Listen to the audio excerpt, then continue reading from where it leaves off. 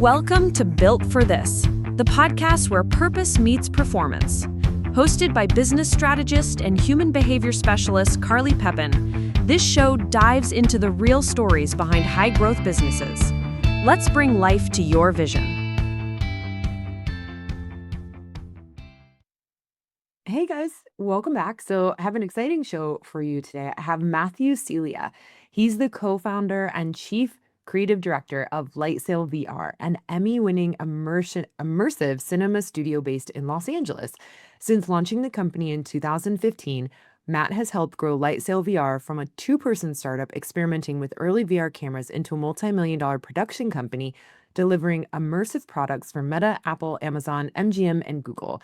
The studio has produced more than 200 projects across immersive film, live music, and branded entertainment, including projects featuring Sabrina Carpenter and Shawn Mendes. Early in the company's history, LightSail VR's paranormal activity, the Ghost Dimension VR experience, reached 10 million views and helped establish the studio as an early leader in immersive storytelling. In 2025, the company earned a Primetime Creative Arts Emmy for its work on the Saturday Night Live 50th anniversary special. Matt speaks on scaling creative businesses, surviving emergent technology cycles, and building sustainable production companies in fast-changing markets. So welcome, Matt. It's really good to have you. It's awesome to be here. When you say all of that, like the last decade compressed, it kind of like blows me away. I can't believe it. It's exciting, isn't it? It's pretty cool. It's like, as a founder, you're always in this mode where it's one foot in front of the other. Just like keep going, keep going, keep doing it. And it's nice to take a step back. We celebrated our 10-year anniversary earlier this year. We got to celebrate with the people who helped make this company what it was. And that was a really special moment to be able to reflect on everything. That's awesome. Well, congratulations on that anniversary. That's a really exciting one. Thank you. Yeah. And take me back to before LightSail even got started. So what was it that made you want to get into VR? Actually, before we even dive into that, just so people fully understand what you do, right? Yeah. Because this one, I feel like there's a little bit more detail that you can give so people fully understand what we're talking about. Tell them really what LightSail VR does. So we are what I call an immersive first production company.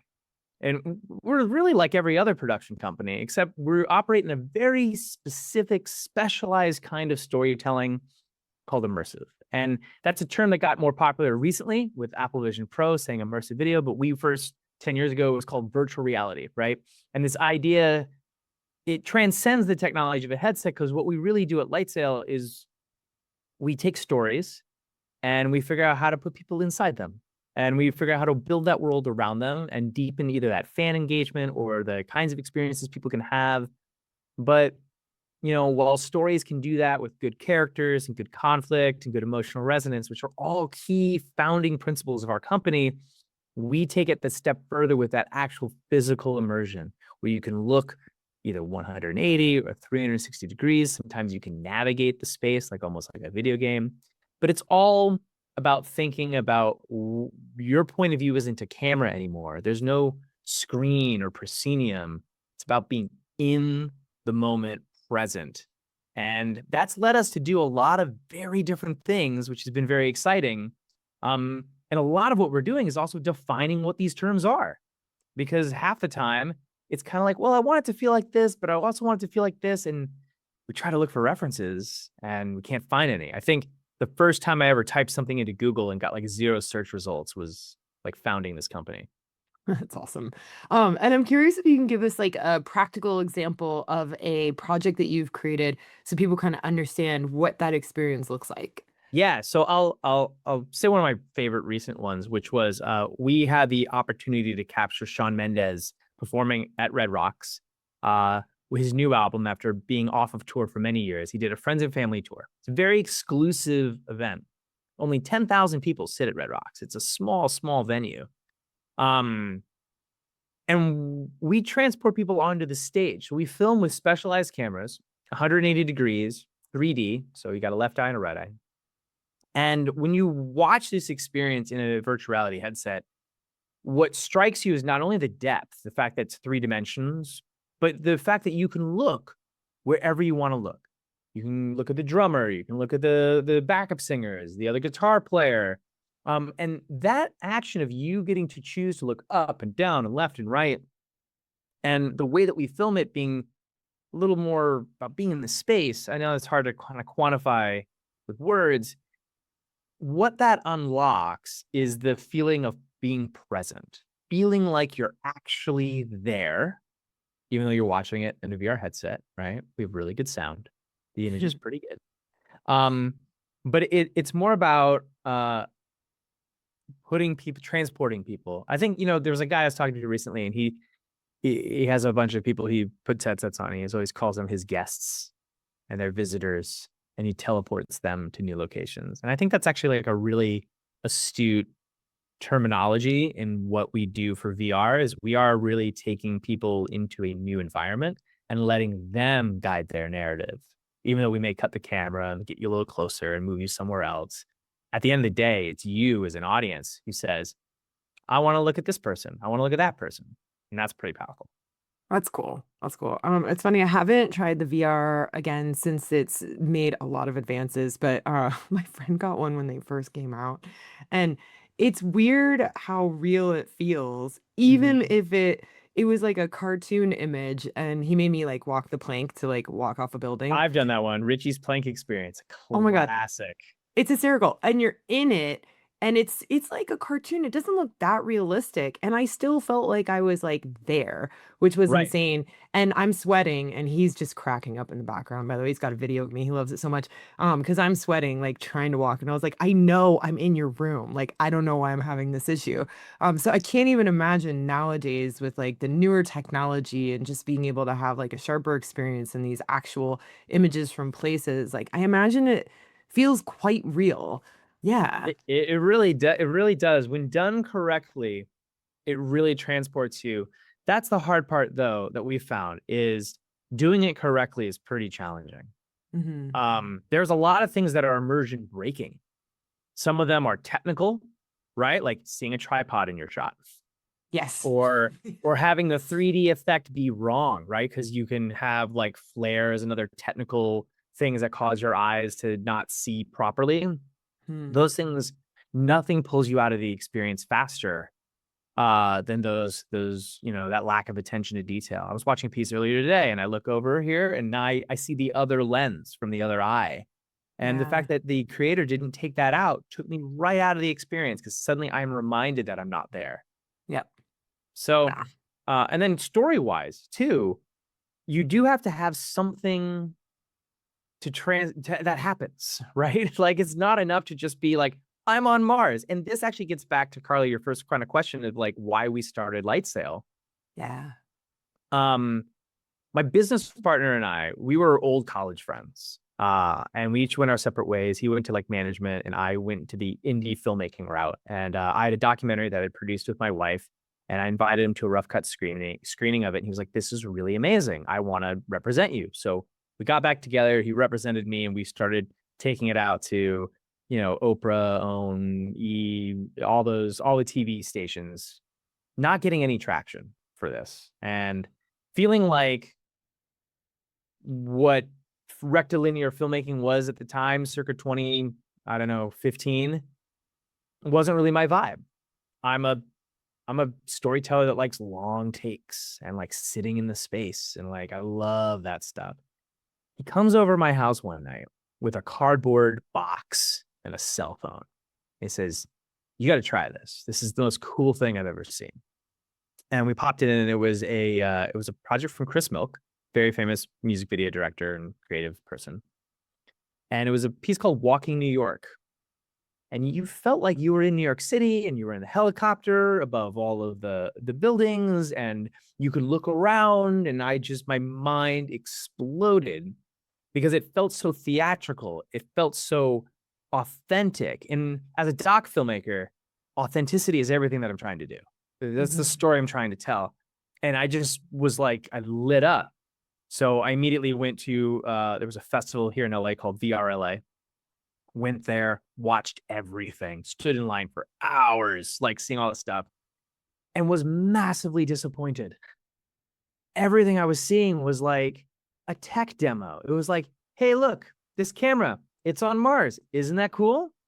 Mhm. And I'm like, yeah, for like 60 seconds. And then I'm like, okay, but like, where's 100 years of narrative storytelling? Where's your characters? Where's your Mhm. conflict? What's the thing that makes me feel something? And Mhm. what I discovered at that festival was at that time, there was a lot of very smart technology people, but there did seem, in my opinion, to be not as many story people. Mhm. And I think this is a tale that's been repeated time and time again throughout filmmaking, where technology comes in that's really new, and creative people look at that and go, you know what? I can make something cool with that. And that's the light bulb moment for me. So I walked out of Mhm. the festival and I called Robert and I said, hey, I got one of those Amex offers. You get 12 months, no interest, cards in the mail. I'm going to buy some GoPros. Do you want to go half in on it with me? And he was really sick of his job at the management company. And he was like, yeah, absolutely. And so that's what we did. And I bought 10 GoPros instead of 6, because at the time everyone was buying 6, and it put it like a big seam line where the cameras would meet up right in the middle of your scene. Mhm. I was like, that's stupid. Because that's like your action. Like your person's like cut in half.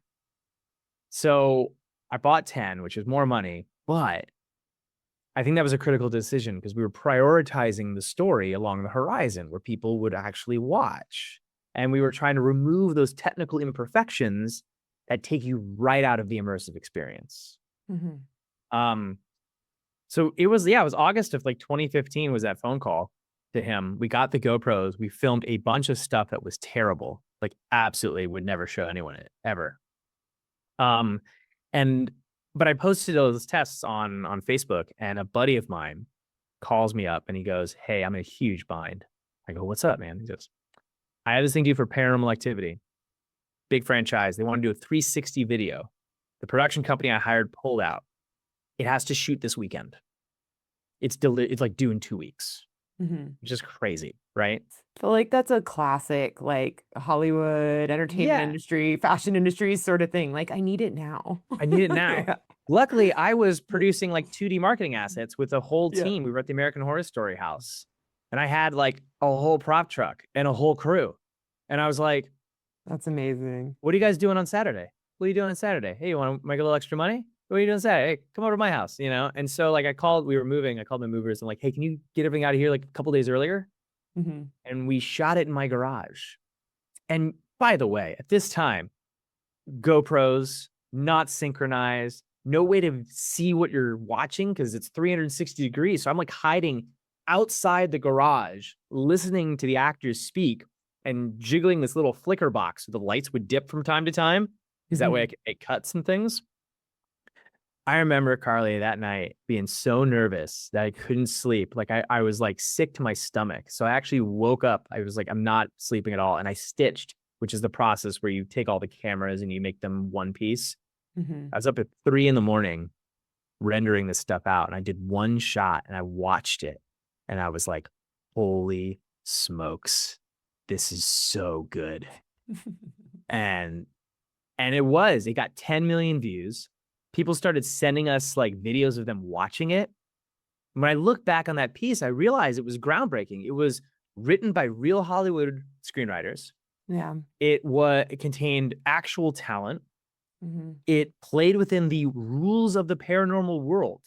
Like we paid so much attention to the same shade of blue, to all the little tricks of the universe, to how the ghosts interact. Like all these things felt so authentic to the medium, and fans, they immediately picked up on it, and it just spread like Yeah. wildfire. And that proved to us this model of like, hey, if we do this, I think we have a business.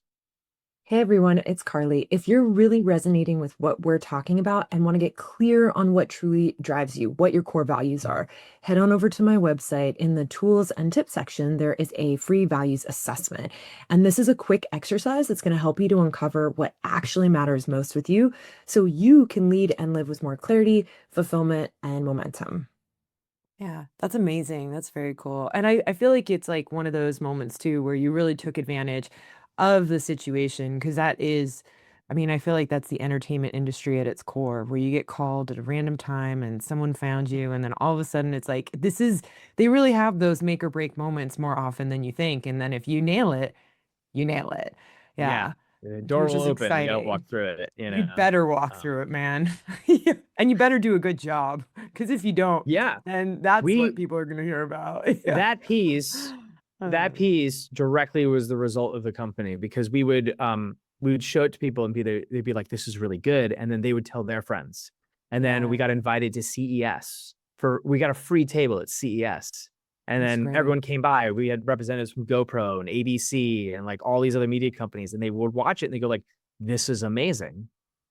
And that led to our next like 5 or 6 jobs, which then led to the Yeah. other 20 jobs, which then led to working with Google and Meta and all this stuff. So it's And I'm curious, like when you first thought about the idea, because you're doing the 360-degree filming, was the idea to do 360-degree filming, or did that sort of transition into like the entertainment industry because of opportunities? Because it sounds like you understood the major gap in how people were filming, but you've really sort of created a niche around what you guys do. So yeah, was that like niche born out of yeah. knowing, or just it sort of came about as you started moving forward? Well, I think we're entertainment folks. We're Mhm. storytellers. I went to film school to make cinema and movies on the big screen. But when I graduated, I'm like producing stuff for Instagram and like no shade, like that's a lot of work. Like the people who do Yeah. that are extremely talented, but that's not the vision that I had for myself at all.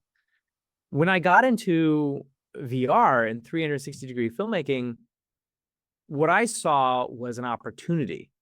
And I saw a real gap in stuff that wasn't being made that I thought I could make and that I thought that I could make well. And as an artist and a creative person and anybody who's in any business, I think you have to have something to say. My Mhm. wife would challenge me all the time. After we finished the documentary, I was looking for my next thing. She's like, "Well, what do you want to do?" And I was like, "I don't know. I don't know. I don't know." And and you find the thing that you want to say that becomes part of your story.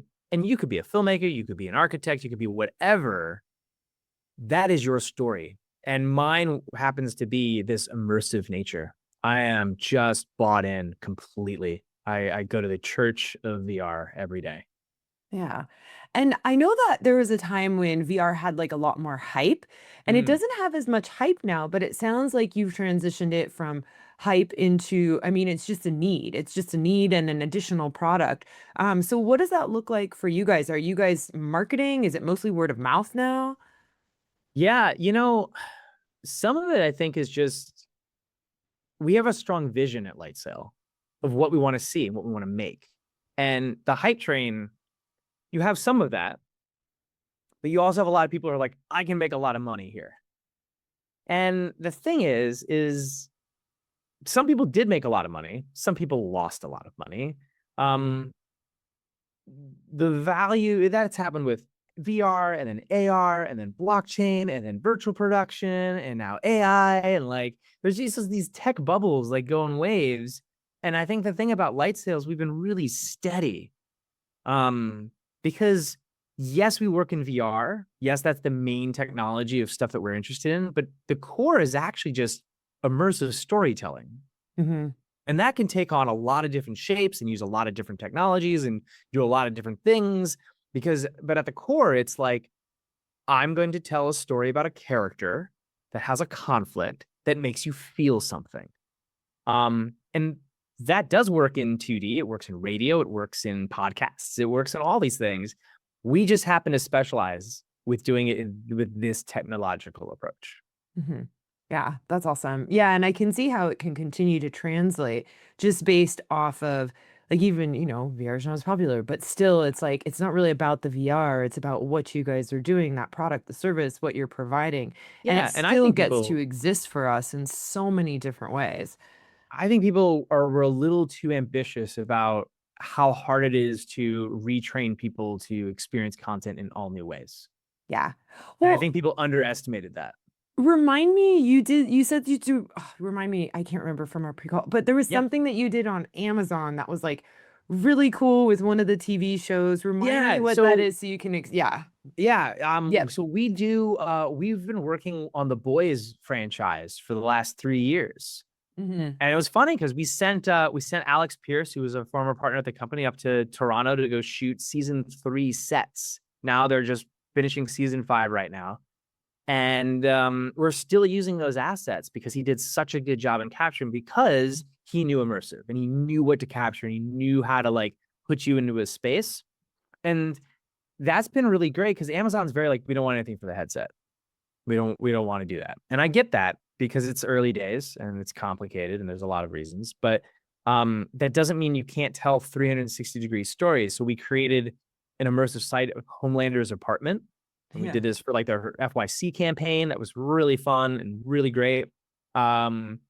I really like, by the way, aside, I like that one because the point of view of who you are in that campaign is you're someone who goes in and wrecks Homelander's apartment. Like, you're graffitiing on all the walls and you're like messing up his stuff because the world of the Boys is so flipped, right? The superheroes are the villains Yep. and the villains are the good guys. And it was fun to play in that world. And we've continued doing that on all the seasons and the Gen V spinoff, where we also built a whole college tour. I would call it like the best looking college tour ever made. Yep. Of the Gen V universe, where there's similar like little games where it's like, which side are you on? Are you rooting for the soups? Are you rooting for the the non-super people? It's a great show, and being able to create that universe has been really successful for the fans, I think. That's exciting. Well, I think it's a great example of how like this immersive experience continues to translate for businesses and the different productions they do. And I'm curious as well. So I know that your team looks a little bit different in a sense because you guys are really busy, but you have an incredibly lean team. So Yeah. tell me a little bit about like the team, and I mean it's basically like a leadership team that you've created that you keep on staff full time. Yeah, I mean, everyone here at LightSail is a generalist in a way because we understand a lot of different things. We wear a lot of different hats, but we also specialize in things too. Like we have an art director, a head of IT, a head of post, and then there's Robert and myself and my assistant, and we're all a real small strike team, which is how a lot of Hollywood production companies operate. To be honest, early on in the VR hype cycle, there were these companies who were hiring like hundreds and hundreds of people full time on staff. Yeah. And that gets very expensive very, very quickly. And you look at the market, you look at the headsets, you look at like all of the dynamics, and you're like, this is not going to grow in the time that you think it's going to grow. You're going to be underwater for years. Yeah. I think it's been really smart for us, and I think it's worked really well for us to be an accordion structure because that's how most Hollywood production companies operate. Robert, my business partner, he interned for John Wells Productions when he was in college, and he was like, there was only like 10 people working there. They made ER, like the most popular show on the planet, right? And like it's so small, but you have a network of freelancers that when you need to do a drone shot, you hire your drone team. You need to do underwater shot, you hire your underwater team. You need like an editor that specializes in documentary style, like clickbaity type videos. You hire those people, and I think that's what's critical about the entertainment industry is we're all talented, but like some of us are better at certain things than others. And you want to build the right team dynamics. And you don't want to pay, someone's salary for a whole year unless they're really working for you. Yeah. So it's been good to stay lean, I will say, because it's called emerging media for a reason. It's emerging.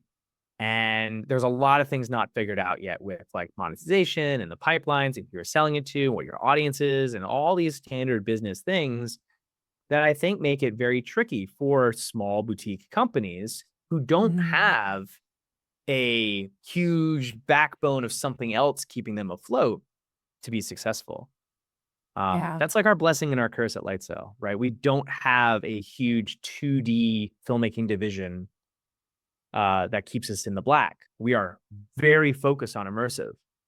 But the advantage of that is the immersive is not a side hustle for us. It's not a hobby. It's not something that was an afterthought of the founders. It's like, it's the thing, you know? Yeah. Well, and I think you give like this great example too, because, I could go to Warner Brothers Studios or Paramount, and they're running all these different types of projects at once, right? Where most people are running all different types of projects at different times, unless you're this huge conglomerate, which most people aren't. So it's Right. like, I can't hire all those people and keep them on staff. Like, it would Right. be insane overhead, and you don't even need them where all the time, where it's like, well, Yeah. what's the specialty for this particular project? Which also becomes a lot of, you have you've built up basically this network and this database of the Mhm. top individuals for you to work with, which technically is like you hiring in a sense. So when you're looking for these sort of top tier individuals, like what do you look for when you're trying to find someone that you could have as a trusted partner It's a basically really forever? it's a really great question. Hmm.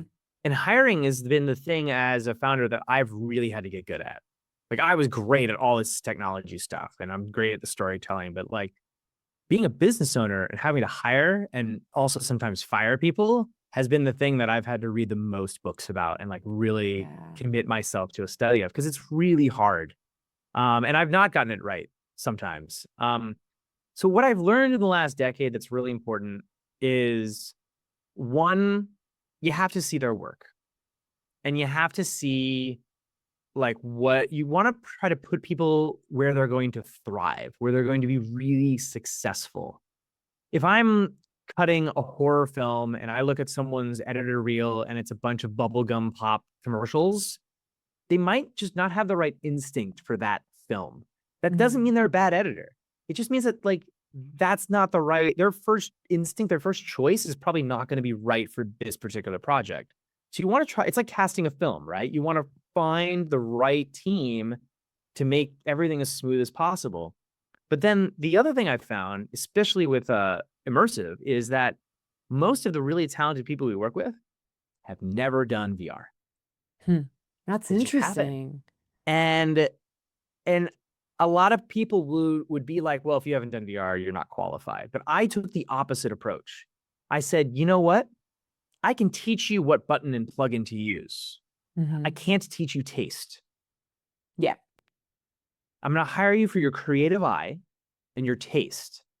I will train you how to look at VR and what are the important things. And I strongly believe that you can do that. So I look for people with tenacity, who have passion, who have an Mm. eagerness to learn.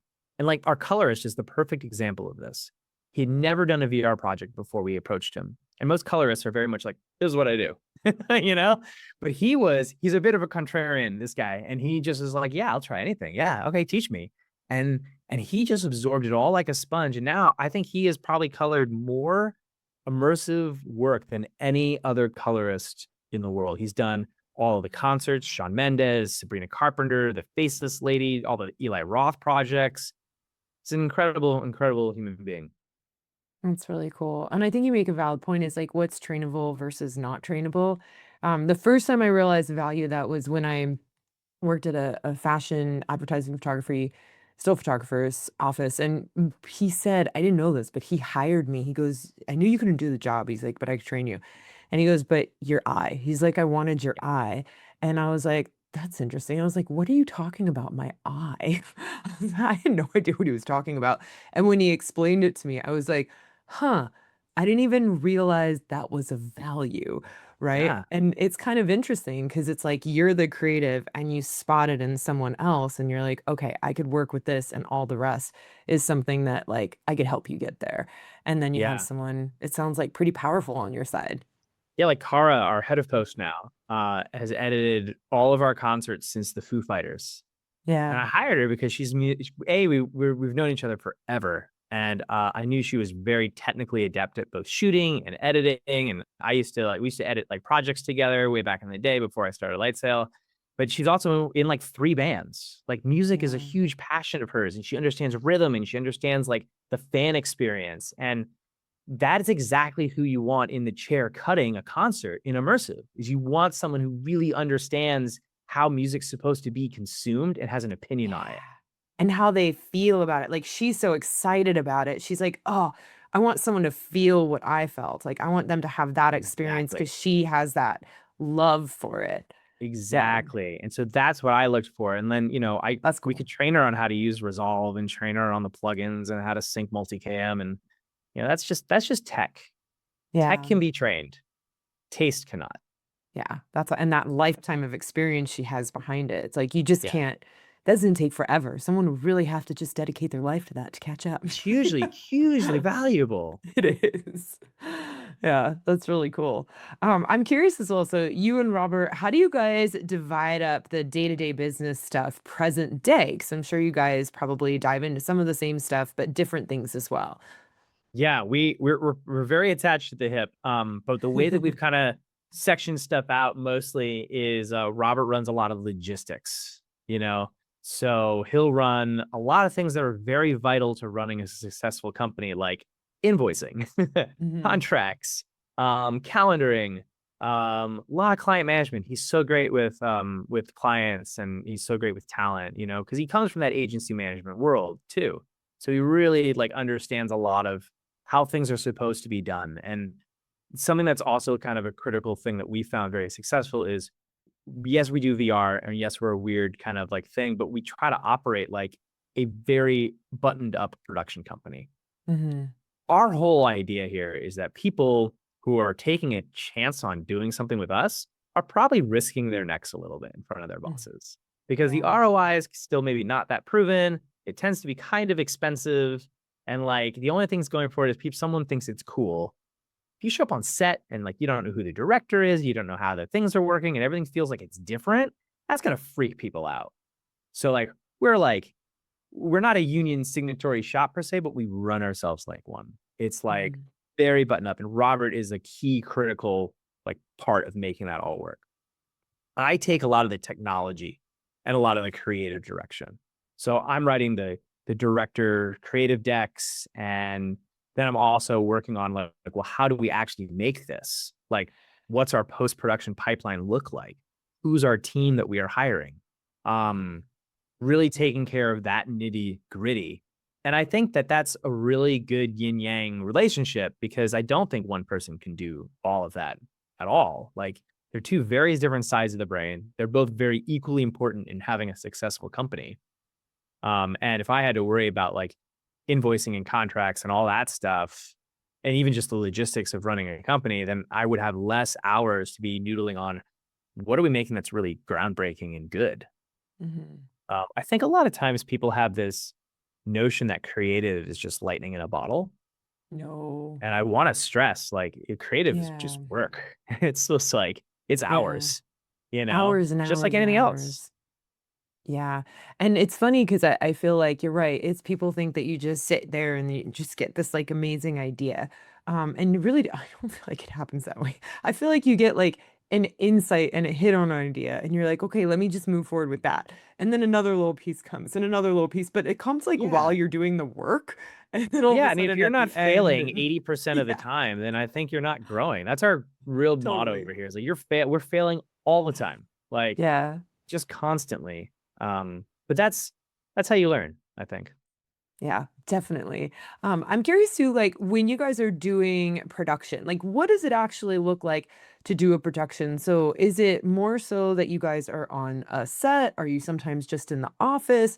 What does a production by LightSail look like? Yeah, I mean, we work at a few different levels. So something that's interesting about us is we're vertically integrated. We do the prep, we do the production, we do the post. Sometimes we do the distribution because we build the apps or whatever it needs to happen. That's because in emerging media, there's not a lot of standards. So it's really hard to hand it to somebody else sometimes and for having them pick it up. Or it's hard for us to get footage shot by someone else and have to do the post-production because they shot it in a way that we were like, why did you do that? Right. Because where you put the camera is very important for certain visual effects. And if you don't have a lot of experience knowing what the pipeline is, you could be in for a pretty hefty post-production bill. So we try to stay pretty vertically integrated. We join productions early. So we'll start in the previs consultant phase. A lot of times that's what we do. We sit with, I sat with Eli Roth for weeks, and we chatted how to shoot his film. And we did mock-ups and previs and examples and test Mhm. footage and all that stuff just to get his creative brain wrapped around this new format. Then we're on set, and a lot of times I'm directing, right? I've done 200 films, but a lot of the big projects, nobody knows who Matt Celia is in terms of a Hollywood name. So like I just worked, for example, I worked with Paul Dugdale on a project recently, and he's done so much amazing music. And but I was just his supervisor. Like I'm here just communicating with him, like, yeah, I think that's a good idea, or no, I don't think it's a good idea. Like, here, I want to try this. And so we're like in that capacity, and we'll usually be the camera team in that sense. Like we'll be handling camera, the live previews, so directors and stakeholders can see what we're filming in a VR headset while we're doing it, which is, I think, pretty novel. Mhm. And then critically, I think, and my favorite place to be is also in the post-production of it all. It's fisheye lenses, it's very big resolutions, it's very huge data rates and frame sizes. And we've built a pipeline, thanks to a lot of the work we've done with Meta, to be able to handle this at scale quickly and efficiently, Mhm. specifically for VR.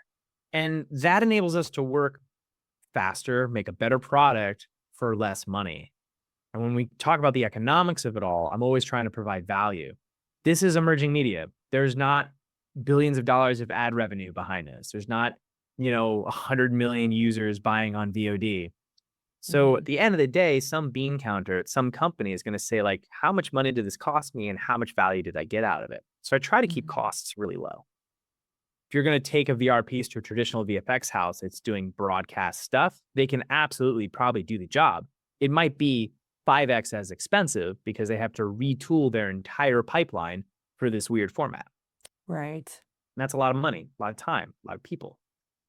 So, if you're on one of our sets, it honestly feels like a regular commercial.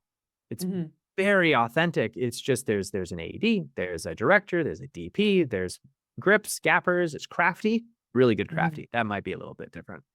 Um, and and then throughout the post-production process, it also feels really traditional, except I will say it's still a little challenging getting people in a headset to watch the content. That's still a friction point.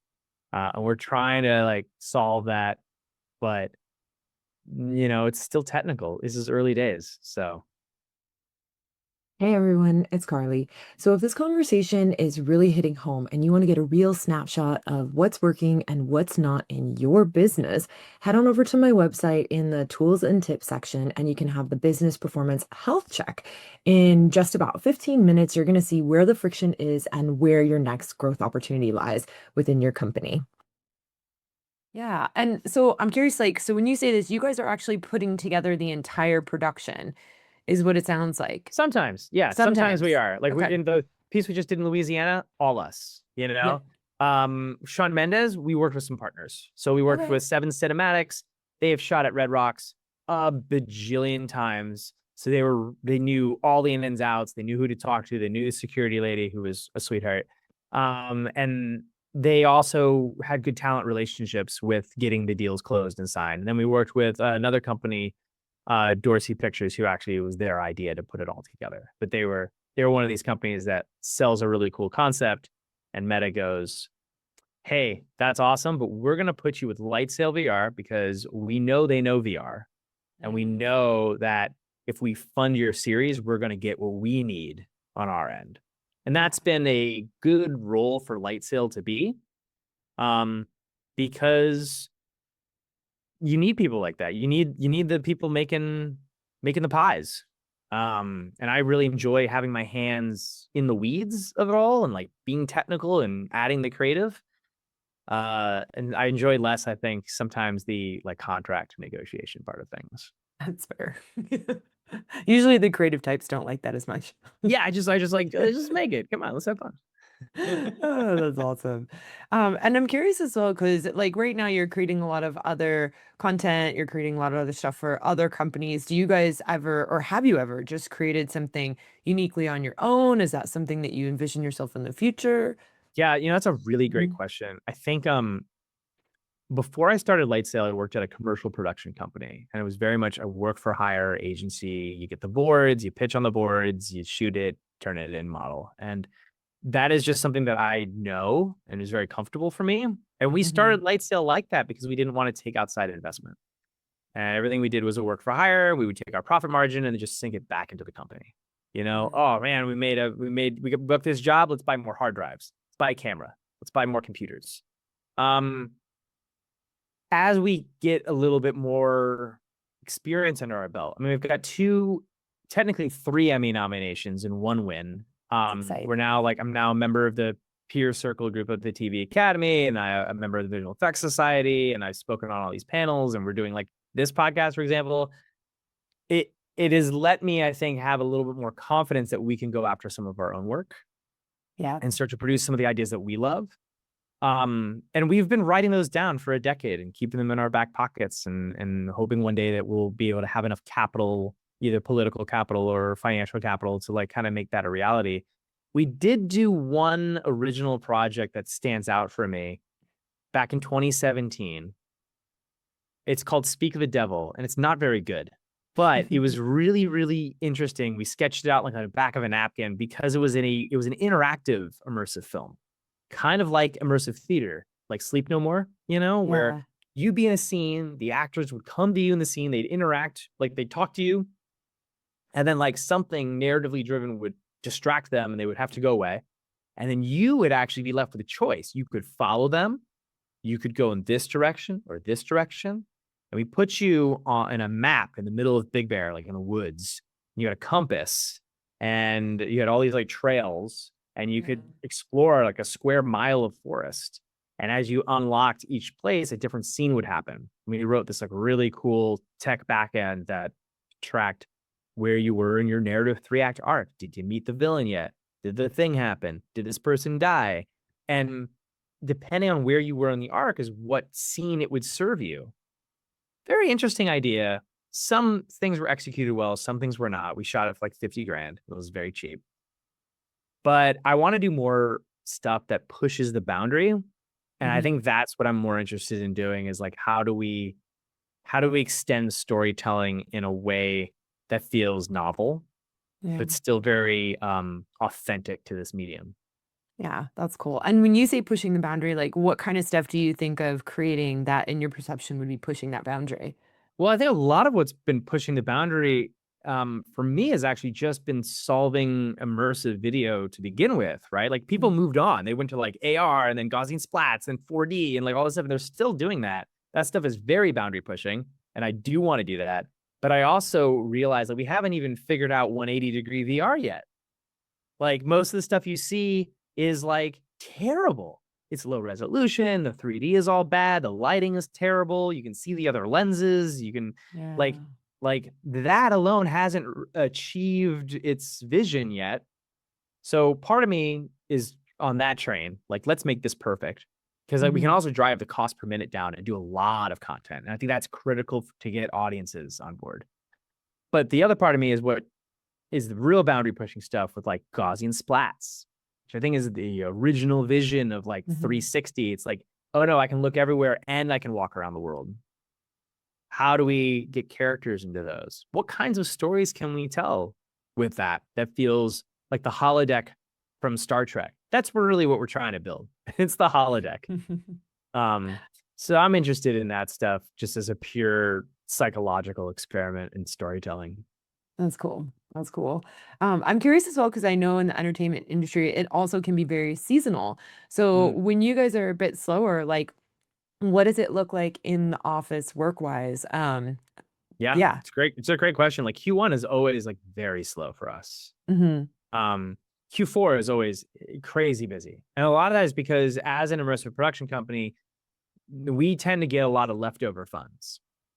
So companies have spent like, like 95% of their annual budget. They have like 5% left. It's not enough to do anything of any value with. So they go, let's try some innovative stuff. Let's do an innovation plan. Yeah. And they usually have like 4 weeks till the end of the year, and we're working through Christmas. And it's like, textbook always. But when it's slower, we try to do that R&D work lately, what Yeah. we've been working on a lot of is automation. We have become a software development company as of late. We're filmmakers, we're entertainment based, but I feel like we've become a software development company. We made our own visual effects tracker software. We made our own inventory system for our warehouse and of all of our gear. We've made our own time card kind of system to keep track of like projects for freelancers. We've done a whole rendering backend that's really exciting. And I don't know if we will ever release these to anybody in the public. They might be good tools, but what they do is they help us do our jobs faster and better. And a Mhm. lot of that has been due to the rise of agentic coding. And I think like for me, this has been a huge boon in giving non-engineer coder types like myself the tools to produce very specific little utilities that will make my life 1,000% better. I'll share one real quick, which is we're doing a documentary. I basically trained an assistant story producer. All of my transcripts go into this archive, and then I chat with Claude about it. And I'm like, Mm. hey, I need a beat about logging in the wetlands. And it finds clips from all the scientists we've interviewed and pulls the time codes in and it helps build an arc. And I don't like some of it, but I like some of it. And I cherry pick the stuff I do. And I saved me 2 weeks of digging through interview transcripts, just putting together an assembly for a documentary. That's amazing. Yeah, that's Yeah. amazing. I do find as far as AI goes, the data, just being able to pull that data and compiling everything Yeah. has been phenomenally But it helpful. takes a lot of the slow times are the times Yeah. where we have to like try stuff and fail, because I will say there's a lot of hype out there about Yeah. it. And I think a lot of it doesn't really work. It's definitely not ready for prime time. Like I spent Yeah. about 2 weeks building like a Claude bot, and initially I was like, yeah, this is working great. And then like it just all falls apart because the rate of updates and changes and iteration is too fast to make them actual tools for creatives. Yeah, where it's a little bit different. Yeah. Gotta settle down a little bit. My friend is literally gonna teach me how to do it today. He's nailed the Cloudbots for like day-to-day business stuff. And it's not a slow time for me right now. So I haven't had the time to do it. In slow times, I figure this stuff out like you do, but Yeah. like it's just not slow for me right now. And he's like, just get on the phone with me for an hour. I'll sit down, I'll do it. You're gonna love it. And I was like, It okay, is thank you so much. really, really powerful. Yeah. But yeah, that's what we do during slow times. We just kind of like it never feels slow. That's the real honest, Carly. It's like it Which never is ever great really feels though. slow. Yeah, because it's like you get to focus on all these other dynamics of the company that you're Mhm. not able to focus on when it's just go, go, go in production Right. time. Yeah, it's cool though. It's cool to see Yeah. what you guys are up to, what's like being creative, what you're focused on like during those slow times. When I worked for that photographer, his slow time focus was his art project, Nice. which he just wanted to be a fine artist, like a fine art photographer so bad. So we would just do all these test shoots all the time. And so we were constantly busy. And it took him about a decade, but he is genuinely now selling his photography as fine art photography. And I was like, good for Yeah. you. See, I And mean, that's what he did in his slow time. it's Yeah. patience. It all pays off, eventually. Some of our Yeah. projects, when I think about the stuff, sometimes it's taking like Saturday Night Live, the piece that we won the Yeah. Emmy for. That was over a year we were talking about that piece with those folks. It's a while. I think people don't even realize sometimes how long these things are in the works in the background. Yeah. And then they see them come into fruition, but it's a long time sometimes. Yeah. Yeah. And I'm curious too, like, what is something about running this production company that most people outside of the entertainment industry don't understand? Something that could surprise them. Yeah, I would say again, I think it comes back to this idea that we fail a lot. And I think a lot of people would look at someone like us who's produced a lot of the high quality work and go like, wow, you guys must have it just made, like, but I will say it's frustrating day to day. It's a really difficult thing. Like any art, like any company that's based on an art form, I think you have folks here who just want to like create and do and like just like, hey, shut up. Let me just be creative and work on my thing. And the reality is you have to kind of straddle between being an auteur and being a commercial auteur, right? You Mhm. have to make something that audiences will want to pay for, that people will want to buy. So you have to put a business hat on. And So it's still like running a business. It feels like work. I'm very passionate about it, but there are days when, it's like, I have to write this treatment about this thing, because I think it's a good opportunity, because I think we'll make some good money with it. And you have to care about everything. And as a business owner, sometimes it's hard, but Yeah. I'm a type of person who's endlessly curious, and I think this is a documentary filmmaker in me. I have a really easy time latching on to something I can find about a project that provides real value for me outside of money, right? Mhm. It's like, hey, I'm gonna learn this new skill, or I get to work with these cool new people, or this is a topic I've never really explored before. Um, and so, you know, I I don't know if that answers your question, but Yeah. Well, I think it definitely does. And, I think that's the interesting thing about doing production, even again, getting to the still production yeah, is it's such a roll with the punches job. Like you do the best you can in pre-production to get everything right. Like the best you can. But there's like always something that goes wrong. And sometimes it's the tiniest thing and sometimes it's an unexpected thing. And then when you're on set, like it's nobody cares if you fucked up. Nobody cares if you're wrong. We just want to get it done and make sure the project gets done and fix it in the moment. And I think it's like kind of an amazing training ground because you have to think on your toes. You have to be creative. You can't just walk away and say, I'll figure this out tomorrow. Like, if you don't figure it out right now, like, you waste too much money. You yeah, cannot cancel the day.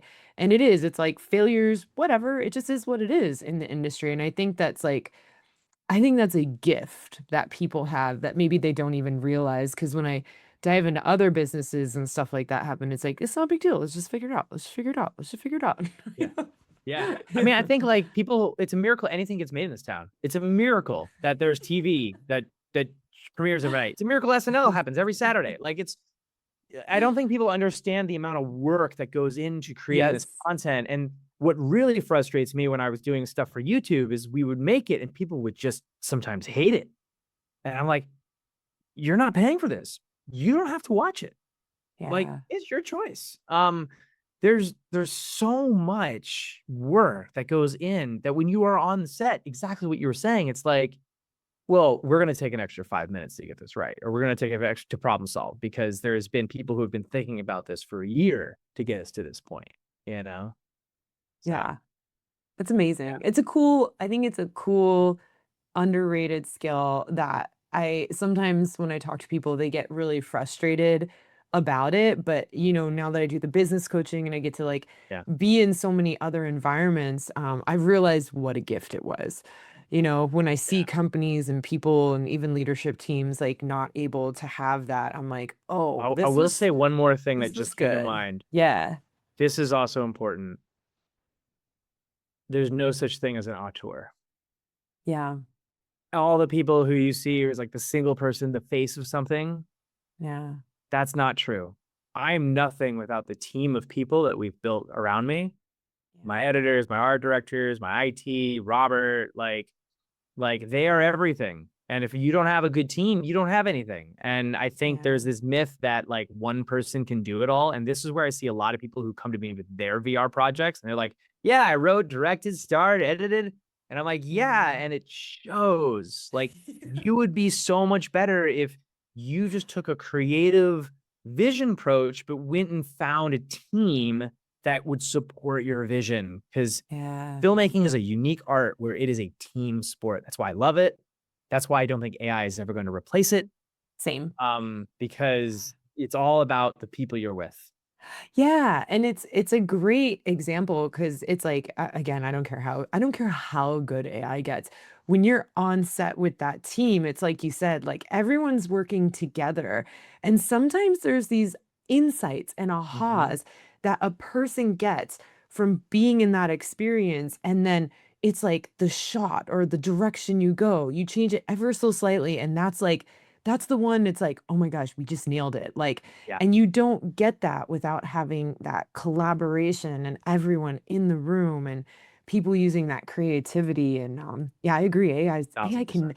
when you see it and you're on the back end, you're like, AI can do some cool stuff for us, but it'll never replace it. It never. The way it's going to help most is helping Mhm. us all collaborate more. I'm Yeah. 1,000% on that after this last NAB, is that I think it's going to help us all collaborate and communicate more, but it's Yeah. not making final things all by itself.